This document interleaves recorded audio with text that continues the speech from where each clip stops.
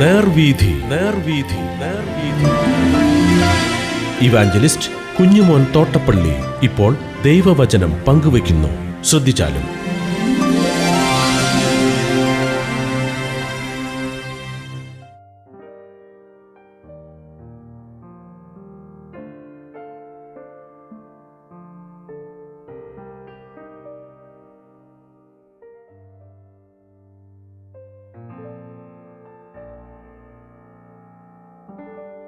യെശയ്യാപ്രവചനം 30-ാം അധ്യായം. ഞാൻ വായിക്കുന്നത് ശ്രദ്ധിച്ചാലും. പാപത്തോട് പാപം കൂട്ടുവാൻ തക്കവണ്ണം എന്നെ കൂടാതെ ആലോചന കഴിക്കുകയും എൻ്റെ ആത്മാവിനെ കൂടാതെ സഖ്യത ചെയ്യുകയും ഫറവോന്റെ സംരക്ഷണയിൽ തങ്ങളെ തന്നെ സംരക്ഷിക്കേണ്ടതിനും മിസ്രയീമിൻ്റെ നിഴലിൽ ശരണം പ്രാപിക്കേണ്ടതിനും എൻ്റെ അരുളപ്പാട് ചോദിക്കാതെ മിസ്രയീമിലേക്ക് പോകുകയും ചെയ്യുന്ന മത്സരമുള്ള മക്കൾക്ക് അയ്യോ കഷ്ടം.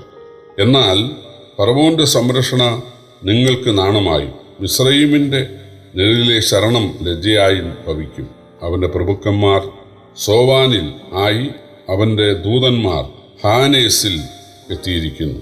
അവരൊക്കെയും തങ്ങൾക്ക് ലജ്ജയും അപമാനവും അല്ലാതെ ഉപകാരമോ സഹായമോ പ്രയോജനമോ ഒന്നും വരാത്ത ഒരു ജാതി നിമിത്തം ലജ്ജിച്ചു പോകും. തെക്കേ ദേശത്തിലെ മൃഗങ്ങളെക്കുറിച്ചുള്ള പ്രവാചകം സിംഹി, കേസരി, അണലി, പറക്കുന്ന അഗ്നിസർപ്പം എന്നിവ വരുന്നതായി കഷ്ടവും ക്ലേശവും ഉള്ള ദേശത്തുകൂടി അവർ ഇളം കഴുതപ്പുറത്ത് തങ്ങളുടെ സമ്പത്തും ഒട്ടകപ്പുറത്ത് തങ്ങളുടെ നിക്ഷേപങ്ങളും കയറ്റി തങ്ങൾക്ക് ഉപകാരം വരാത്ത ഒരു ജാതിയുടെ അടുക്കൽ കൊണ്ടുപോകുന്നു. മിസ്രയീമ്യരുടെ സഹായം വ്യർത്ഥവും നിഷ്ഫലവും അത്രേ. അതുകൊണ്ട് ഞാൻ അതിന് അനങ്ങാതിരിക്കുന്ന സാഹസക്കാർ എന്ന് പേർ വിളിക്കുന്നു.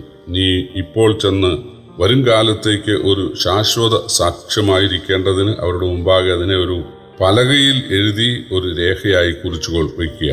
അവർ മത്സരമുള്ള ഒരു ജനവും ഭോഷ്കു പറയുന്ന മക്കളും യഹോവയുടെ ന്യായപ്രമാണം അനുസരിക്കാത്ത സന്തതിയുമല്ലോ. അവർ ദർശകന്മാരോട് ദർശിക്കരുത്, പ്രവാചകന്മാരോട് നേരുള്ളത് ഞങ്ങളോട് പ്രവചിക്കരുത്, മധുരവാക്ക് ഞങ്ങളോട് സംസാരിപ്പീൻ, വ്യാജങ്ങളെ പ്രവചിപ്പീൻ, വഴിവിട്ട് നടപ്പാൻ ഉപദേശിപ്പീൻ, ഇസ്രയേലിന്റെ പരിശുദ്ധനെ ഞങ്ങളുടെ മുമ്പിൽ നിന്ന് നീങ്ങുമാറാക്കുവീനെന്ന് പറയുന്നു. ആകയാൽ ഇസ്രയേലിന്റെ പരിശുദ്ധനെ പ്രകാരം അരുളി ചെയ്യുന്നു, നിങ്ങൾ ഈ വചനത്തെ നിരസിച്ച് കളയുകയും പീഡനത്തിലും വക്രതയിലും ആശ്രയിച്ച് ചാരി നിൽക്കുകയും ചെയ്യുന്നത് കൊണ്ട് ഈ അകൃത്യം നിങ്ങൾക്ക് ഉയർന്ന ചുവരിന്റെ മുന്തി നിൽക്കുന്നതും പെട്ടെന്ന് ഒരു മാത്ര കൊണ്ട് വീഴുന്നതുമായ ഒരു പൊട്ടൽ പോലെ ആയിരിക്കും. അടുപ്പിൽ നിന്ന് തീയെടുപ്പാനോ കുളത്തിൽ നിന്ന് വെള്ളം കോരുവാനോ കൊള്ളാകുന്ന ഒരു കഷ്ണം പോലും ശേഷിക്കാതെ വണ്ണം ഒരുവൻ കുശവന്റെ പൊട്ടക്കലം ഗണ്യമാക്കാതെ ഉടച്ചു കളയുന്നത് പോലെ അവൻ അതിനെ ഉടച്ചു കളയും. ഇസ്രയേലിന്റെ പരിശുദ്ധനായി യഹോവയായ കർത്താവ് ഇപ്രകാരം അരുളി ചെയ്യുന്നു, മനം തിരിഞ്ഞ് അടങ്ങിയിരുന്നാൽ നിങ്ങൾ രക്ഷിക്കപ്പെടും. വിശ്രമിക്കുന്നതിലും ആശ്രയിക്കുന്നതിലും നിങ്ങളുടെ ബലം. എങ്കിലും നിങ്ങൾക്ക് മനസ്സാകാതെ അല്ല, ഞങ്ങൾ കുതിരപ്പുറത്ത് കയറി ഓടിപ്പോകുമെന്ന് നിങ്ങൾ പറഞ്ഞു. അതുകൊണ്ട് നിങ്ങൾ ഓടിപ്പോകേണ്ടി വരും. ഞങ്ങൾ തുരകങ്ങളിന്മേൽ കയറിപ്പോകുമെന്ന് പറഞ്ഞു. അതുകൊണ്ട് നിങ്ങൾ പിന്തുടരുന്നവരും വേഗത ഉള്ളവരും നിങ്ങളെക്കാൾ വേഗതയുള്ളവരുമായിരിക്കും. മലകളിൽ ഒരു കൊടിമരം പോലെയും കുന്നിൻ പുറത്ത് ഒരു കൊടി പോലെയും നിങ്ങൾ ശേഷിക്കുന്നതുവരെ ഏകന്റെ ഭീഷണിയാൽ 1000 പേരും 5 പേരുടെ ഭീഷണിയാൽ നിങ്ങളൊക്കെയും ഓടിപ്പോകും. അതുകൊണ്ട് യഹോവ നിങ്ങളോട് കൃപ കാണിപ്പാൻ താമസിക്കുന്നു. അതുകൊണ്ട് അവൻ നിങ്ങളോട് കരുണ കാണിക്കാതെ വണ്ണം ഉയർന്നിരിക്കുന്നു. യഹോവ ന്യായത്തിന്റെ ദൈവമല്ലോ, അവനായി കാത്തിരിക്കുന്നവരൊക്കെയും ഭാഗ്യവാന്മാർ. യെരൂശലേമ്യരായ സിയോൻ നിവാസികളെ, ഇനി കരഞ്ഞ് കൊണ്ടിരിക്കേണ്ട. നിങ്ങളുടെ നിലവിളികളുടെ ശബ്ദത്തിങ്കൽ അവന് നിശ്ചയമായി കരുണ തോന്നും. അത് കേൾക്കുമ്പോൾ തന്നെ അവൻ ഉത്തരമരുളും. കർത്താവ് നിങ്ങൾക്ക് കഷ്ടത്തിന്റെ അപ്പവും ഞെരുക്കത്തിന്റെ വെള്ളവും മാത്രം തന്നാലും ഇനി നിങ്ങളുടെ ഉപദേഷ്ടാവ് മറന്നിരിക്കുകയില്ല. നിങ്ങളുടെ കണ്ണ് നിങ്ങളുടെ ഉപദേഷ്ടാവിനെ കണ്ടുകൊണ്ടിരിക്കും. നിങ്ങൾ വലത്തോട്ടോ ഇടത്തോട്ടോ തിരിയുമ്പോൾ വഴി ഇതാകുന്നു, ഇതിൽ നടന്നുകൊള്ളുവീൻ എന്നൊരു വാക്ക് പിറകിൽ നിന്ന് കേൾക്കും.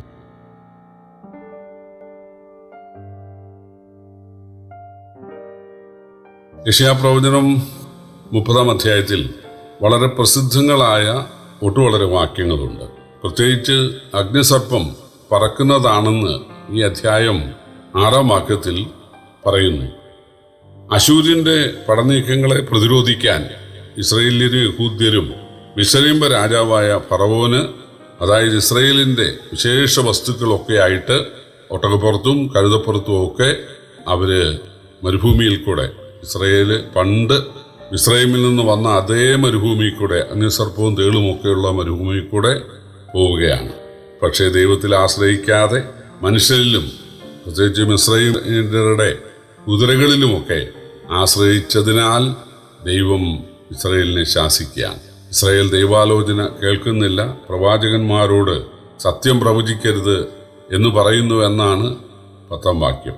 അവർ മത്സരമുള്ള ജനവും ഭോഷ്ക് പറയുന്ന മക്കളും ന്യായപ്രമാണം അനുസരിക്കാത്ത സന്തതിയും അത്രേ. അവര് ദർശകന്മാരോട് ദർശിക്കരുത്, പ്രവാചകന്മാരോട് നേരരുത്, പ്രവചിക്കരുത്, മധുരവാക്ക് ഞങ്ങളോട് സംസാരിപ്പീൻ, വ്യാജങ്ങളെ പ്രവചിപ്പീൻ, വഴിവിട്ട് നടപ്പീൻ, പാതതെറ്റി നടപ്പീൻ, ഇസ്രായേലിൻ്റെ പരിശുദ്ധനെ ഞങ്ങളുടെ മുമ്പിൽ നിന്ന് നീക്കിക്കളവീൻ എന്ന് പറയുന്നു. എന്നാൽ ദൈവം പറയുന്ന 15-ാം വാക്യത്തിലൂടെ മനം തിരിഞ്ഞടങ്ങിയിരുന്നാൽ നിങ്ങൾ രക്ഷിക്കപ്പെടും. വിശ്രമിക്കുന്നതിലും ആശ്രയിക്കുന്നതിലും അത്രേ നിങ്ങളുടെ ബലം. മിസ്രയീമിൽ ആശ്രയിച്ച് മിസ്രയീമ കുതിരപ്പുറത്ത് അശൂരിനെതിരെ യുദ്ധത്തിന് കോപ്പ് കൂട്ടാതെയും ദൈവത്തിൽ ആശ്രയിച്ച് ദൈവത്തിൻ്റെ സമയത്തിനായി കാത്തിരുന്ന് വിശ്രമിക്കാൻ ഇടയായാൽ തീർച്ചയായിട്ടും ദൈവത്തിൻ്റെ അനുഗ്രഹം നിങ്ങൾക്കുണ്ടാകും എന്നാണ് ദൈവം പറയുന്നത്. ഇതുതന്നെയാണ് യേശു മത്തായിയുടെ സുവിശേഷം 15:28 പറയുന്നത്. അധ്വാനിക്കുകയും ഭാരം ചുമക്കുകയും ചെയ്യുന്ന ഏവരുമേ എല്ലാവരും എൻ്റെ അടുക്ക വരുവിൻ, ഞാൻ നിങ്ങളെ ആശ്വസിപ്പിക്കാം. എൻ്റെ ദുഃഖം മൃദു, എൻ്റെ ചുമട് ലഘുവുമാകുന്നു. കുതിരപ്പുറത്തോടി അശൂരിനെ തോൽപ്പിക്കാൻ പോകുന്നവരെ അശൂർ ഓടിക്കുമെന്നാണ് ദൈവം പറഞ്ഞത്. കാരണം നിങ്ങളെക്കാൾ വേഗത ഞാൻ അവർക്ക് നൽകും എന്നാണ് ദൈവം പറഞ്ഞത്. 18-ാം വാക്യം, അവനായി കാത്തിരിക്കുന്നവരൊക്കെയും ഭാഗ്യവാന്മാർ. അതായത് ദൈവത്തിൻ്റെ സമയത്തിനായി കാത്തിരിക്കണം. യോബ് പറഞ്ഞത്, എന്നെ വീണ്ടെടുക്കുന്നവൻ ജീവിച്ചിരിക്കുന്നു, അവൻ എന്നെ കൊന്നാലും ഞാൻ അവനായി കാത്തിരിക്കും എന്നാണ്. പ്രിയപ്പെട്ടവരെ, ദൈവത്തിൽ വിശ്വസിക്കുന്ന ആളുകൾ ദൈവത്തിൻ്റെ സമയത്തിനായിട്ട് ആശയ്ക്ക് വിരോധമായ ആശയോടെ അബ്രഹാമിനെ പോലെ കാത്തിരിക്കണം. ഇബ്രാഹിം ലേഖനത്തിൽ വായിക്കുന്നുണ്ട്, 2 കാര്യങ്ങളാലാണ് അബ്രഹാം സാറയും അനുഗ്രഹം പ്രാപിച്ചത്. വിശ്വാസത്താലും ദീർഘക്ഷമയാലും അവർ വാഗ്ദത്തങ്ങളെ അവകാശമാക്കി. നമ്മളും അങ്ങനെയായിരിക്കണം. പ്രാർത്ഥിക്കുക, സ്തോത്രത്തോടെ അതിൽ ജാഗരിക്കുക, പ്രാർത്ഥിച്ചിട്ട് ദൈവത്തിൻ്റെ സമയത്തിനായിട്ട് കാത്തിരിക്കുക, മിണ്ടാതിരുന്ന് ഞാൻ ദൈവമെന്ന് അറിയിക്കുക. ഇതാണ് ദൈവം പറയുന്നത്. പക്ഷെ അങ്ങനെ ദൈവത്തിനായി കാത്തിരിക്കുന്ന ആളുകൾക്ക് തൽക്കാലം കഷ്ടവും ഞെരുക്കവുമായിരിക്കും. ഞെരുക്കത്തിൻ്റെ അപ്പവും കഷ്ടത്തിൻ്റെ വെള്ളവുമായിരിക്കും. യോബിന് അങ്ങനെയായിരുന്നല്ലോ. അത് സഹിച്ചുകൊണ്ട് വെയിറ്റ് ചെയ്യാൻ തയ്യാറായാൽ വലിയ സന്തോഷം ഉണ്ടാകും എന്നാണ്. അങ്ങനെ കഷ്ടവും ഞെരുക്കവും ഉണ്ടെങ്കിലും നിന്റെ ഉപദേഷ്ടാവ് മറഞ്ഞിരിക്കയില്ല. നീ വലത്തോട്ടോ ഇടത്തോട്ടോ തിരിയുമ്പോൾ വഴി ഇതാകുന്നു എന്ന് പറഞ്ഞ് അവൻ നിങ്ങളെ വഴി നടത്തുമെന്നാണ്. 23-ാം സങ്കീർത്തനത്തിൽ വായിക്കുന്നത്, പച്ചയായ പുൽപ്പടങ്ങളും സ്വസ്ഥതയുള്ള വെള്ളവും നീതിപാതകളും മാത്രമല്ല, ഒരു താഴ്വരയും നിങ്ങൾക്കുണ്ടെന്നാണ്. പക്ഷേ നല്ല ഇടയനായ കർത്താവ് മാറുന്നില്ല. മാറാത്തവനായി നമ്മോട് കൂടെ ഉണ്ടായിരിക്കും. അവൻ നമുക്ക് നേർവഴി കാണിക്കുവാൻ നമ്മോട് കൂടെ ഉണ്ടായിരിക്കും. 31-ാം വാക്യം പറയുന്നത് ദൈവം അശൂരിനെ തകർക്കും എന്നാണ്. അങ്ങനെ അശൂരിനെ തകർത്ത് ഇസ്രായേലിന് നൽകുന്ന ആ വിജയം ദൈവരാജ്യത്തിൻ്റെ നിഴലായിരിക്കും എന്നാണ് 23 മുതൽ 26 വരെയുള്ള വാക്യങ്ങളിൽ പറയുന്നത്. അവസാന വാക്യം നരകത്തെക്കുറിച്ചാണ്. മുമ്പ് തന്നെ ഒരു ദഹന സ്ഥലം ഒരുക്കിയിരിക്കുന്നു. അതിൻ്റെ അവസാന വാക്യം, പണ്ട് തന്നെ ഒരു ദഹന സ്ഥലം ഒരുക്കിയിട്ടുണ്ടല്ലോ, ഒരു രാജാവിനായിട്ടും അത് രാജാവിനായിട്ടും ഒരുങ്ങിയിരിക്കുന്നു. അവൻ അതിനെ ആഴവും വിശാലവും ആക്കിയിരിക്കുന്നു. അതിൻ്റെ ചിതയിൽ വളരെ തീയും വിറകുമുണ്ട്. യഹോവയുടെ ശ്വാസം ഒരു ഗന്ധക നദി പോലെ അതിനെ കത്തിക്കും. അപ്പോൾ കർത്താവിൽ ആശ്രയിക്കുന്ന ദൈവമക്കൾക്ക്, അത് യഹൂദരായാലും യവനരായാലും ഏത് ജാതിയിൽപ്പെട്ടവരായാലും, അവർക്ക് ദൈവം ഒരുക്കിയിട്ടുള്ളത് ദൈവരാജ്യമാണ്, വലിയ അനുഗ്രഹമാണ്, ആനന്ദമാണ്. എന്നാൽ കർത്താവിനെ കൈക്കൊള്ളാത്ത പരിഹാസികളും അഹങ്കാരികളുമായ ആളുകൾക്ക് ഈ ദഹന സ്ഥലമാണ്, അഗാധകൂപമാണ്, തീയും ഗന്ധകവുമുള്ള സ്ഥലമാണ് എന്ന് പറഞ്ഞ് ആണ് ഈ അധ്യായം അവസാനിപ്പിക്കുന്നത്. പ്രിയപ്പെട്ടവരെ, കർത്താവിനെ കൈക്കൊണ്ട് അവനെ സ്നേഹിച്ച് ആ ദൈവരാജ്യത്തെ പ്രതീക്ഷിച്ചുകൊണ്ട് നമുക്ക് വിശ്വസിക്കുകയും ആശ്രയിക്കുകയും ചെയ്യാം. കർത്താവിൻ്റെ വലിയൊരു നാമം വാഴ്ത്തപ്പെടുമാറാകട്ടെ.